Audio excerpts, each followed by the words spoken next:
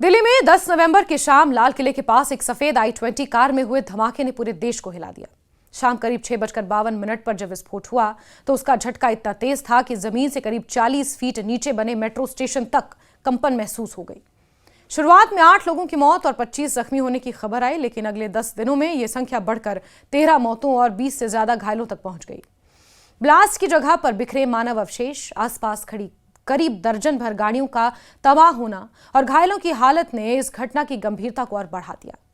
धमाके के बाद जांच के दौरान एक चौंकाने वाला पहलू सामने आया। यह पहला मौका था जब इतने पढ़े लिखे डॉक्टर एक आतंकी मॉड्यूल का हिस्सा पाए गए। अब तक खुफिया एजेंसियों का ध्यान आमतौर पर गरीब इलाकों, मदरसों या उन जगहों पर रहता था जहां कट्टरपंथ फैलाने की आशंका होती है, लेकिन इस मॉड्यूल ने यह धारणा तोड़ दी। ये शामिल लोग ऊंची पढ़ाई वाले, यूनिवर्सिटी में पढ़ाने वाले, प्रोफेशनल नौकरियां करने वाले निकले। यही वजह थी कि जांच एजेंसियां पहली बार व्हाइट कॉलर टेरर मॉड्यूल जैसी स्थिति से रूबरू हुई। जांच की दिशा धमाके के फौरन बाद ही बदल गई, जब पता चला कि आतंकी इस हमले के जरिए बाबरी मस्जिद की बरसी से पहले संदेश देना चाहते थे। फरीदाबाद से गिरफ्तार की गई डॉक्टर शाहीन की डायरी में मिशन D6 का जिक्र मिला, जिससे पता चला कि 6 दिसंबर को देश के कई शहरों में धमाके करने की योजना बनाई गई थी और इसी सिलसिले में 32 कारें खरीदी गईं। उनमें बम फिट करने की तैयारी चल रही थी, जिसमें Brezza, Swift Dzire, eco sports और i20 जैसी गाड़ियां शामिल थीं। नेशनल इन्वेस्टिगेशन एजेंसी यानी NIA की जांच में यह पता चला कि ब्लास्ट में इस्तेमाल हुई i20 कार OLX के जरिए खरीदी गई थी और इसके कागजों में पुलवामा का पता इस्तेमाल किया गया था। फरीदाबाद के रॉयल कार जोन के मालिक ने जांच में बताया कि कार लेने आए लोग असली पहचान छुपा रहे थे और कार नाम ट्रांसफर कराने का समय भी नहीं मिला था, क्योंकि उससे पहले ही उसमें विस्फोट कर दिया गया। बाद में यह भी सामने आया कि मुख्य आरोपी डॉक्टर उमर नबी इस मॉड्यूल का बेहद अहम हिस्सा था और उसी ने कार में बम फिट किया। उसके सहयोगी आमिर राशिद अली ने कार खरीदने और दिल्ली तक लाने में मदद की। धमाके के बाद जांच की रफ्तार तेज हुई और 10 दिनों में 20 से अधिक गिरफ्तारियां हो चुकी। इसमें डॉक्टर, मौलवी, यूनिवर्सिटी के स्टाफ, तकनीकी जानकार, हथियार सप्लाई करने वाले और स्थानीय मददगार शामिल हैं। पुलवामा का डॉक्टर मुजम्मिल शकील, जो फरीदाबाद की अल-फलाह यूनिवर्सिटी में पढ़ाता था, सबसे पहले पकड़ा गया। फरीदाबाद में उससे जुड़े घरों से 2900 किलो से ज्यादा ammonium nitrate, assault rifles, handgun, detonator, electronic circuit और बम बनाने के केमिकल मिले। ये इतनी बड़ी मात्रा थी कि कई बड़े धमाके किए जा सकते थे।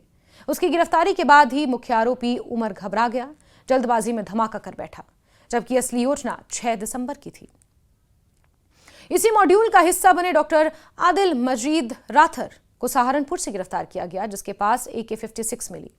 शाहीन सईद से AK-47 बरामद हुई और जांच में सामने आया कि वो जैश-ए-मोहम्मद की महिला विंग बनाने में सक्रिय थी।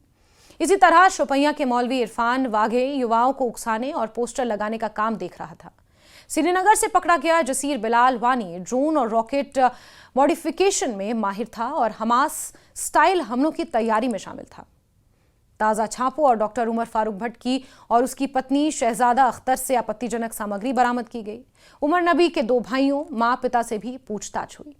उनका भाई जहूर इलाही वो शख्स निकला जिसने उमर के कहने पर उसका मोबाइल फोन पानी में फेंक दिया था। बाद में पुलिस ने फोन खोजकर डेटा रिकवर किया। इस 10 दिन के दौरान पुलिस और NIA ने कई राज्यों में छापे मारे। फरीदाबाद, हरियाणा, पुलवामा, शोपियां, गांदरबल, अनंतनाग, कुलगाम, लखनऊ, सहारनपुर, कानपुर, मेवात, असम, पंजाब, मध्य प्रदेश और दिल्ली के कई इलाके।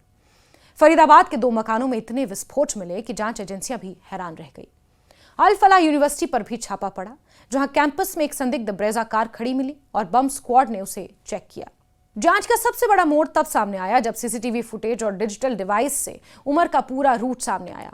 लाल किले के पास धमाके से कुछ घंटे पहले वो सुनहरी मस्जिद की पार्किंग में कार खड़ी करता दिखा।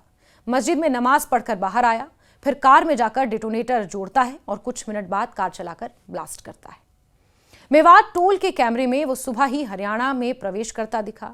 तुर्कमान गेट पर उसे ब्लास्ट से पहले टहलते और प्रेयर करते देखा गया। कुल मिलाकर 50 से ज्यादा कैमरों ने उसकी हरकतें दर्ज की, जिनसे उसका पूरा सफर पता चल गया। इस दौरान उमर का एक वीडियो भी रिकवर हुआ, जिसमें वो टूटी फूटी अंग्रेजी में कहता है कि ये शहीद होने वाला ऑपरेशन है, ना कि आत्महत्या। हालांकि कई विशेषज्ञों का मानना है कि उसकी बातों में विरोधाभास है और वीडियो बनाने का असली मकसद साफ नहीं है। ब्लास्ट साइट को कई दिनों तक घेरा गया। लाल किला मेट्रो स्टेशन 15 नवंबर तक बंद रखा गया। अब स्टेशन खुल गया है, लेकिन सुरक्षा कहीं ज्यादा बढ़ा दी गई है। दिल्ली में हाई अलर्ट जारी है। कई राज्यों में भी एहतियात बरते जा रहे हैं। इस पूरी कार्रवाई में एक बड़ा सवाल ये उठ रहा है कि पुलिस और एजेंसियों से कहां चूक हो गई। इतनी बड़ी मात्रा में विस्फोटक मिलने के बावजूद दिल्ली एनसीआर में सख्त अलर्ट नहीं लगाया गया। ब्लास्ट से पहले उमर सरकारी और वीवीआईपी इलाकों में बिना रोके घूमता रहा। कार की खरीद, उसका मूवमेंट, यूनिवर्सिटी में हो रही संदिग्ध गतिविधियों पर भी समय रहते कार्रवाई क्यों नहीं हुई। सबसे बड़ी चूक ये भी है कि एजेंसियों ने पढ़े लिखे, प्रोफेशनल और संभ्रांत परिवारों से, यानी कि संपन्न परिवारों से आने वाले युवाओं पर निगरानी की कोई व्यवस्था क्यों नहीं की थी। क्योंकि आतंकी संगठनों के बारे में हमेशा ये मान लिया जाता था कि वो गरीब और कम पढ़े लिखे लोगों को ही गुमराह करते हैं। दिल्ली कार ब्लास्ट ने ये मिथक तोड़ दिया। इस घटना ने साफ कर दिया कि आतंकवाद की दुनिया अब बदल चुकी है, उसका चेहरा बदल चुका है। इसमें सिर्फ गरीब या बेरोजगार युवा नहीं, बल्कि डॉक्टर, इंजीनियर, प्रोफेशनल्स और प्रोफेसर और तकनीकी विशेषज्ञ भी शामिल हो सकते हैं। यही कारण है कि इस मॉड्यूल को व्हाइट कॉलर टेरर मॉड्यूल कहा जा रहा है। एक ऐसा नेटवर्क जो दिखने में आम नागरिक जैसा है, लेकिन अंदर ही अंदर बड़े हमलों की साजिश रच रहा था।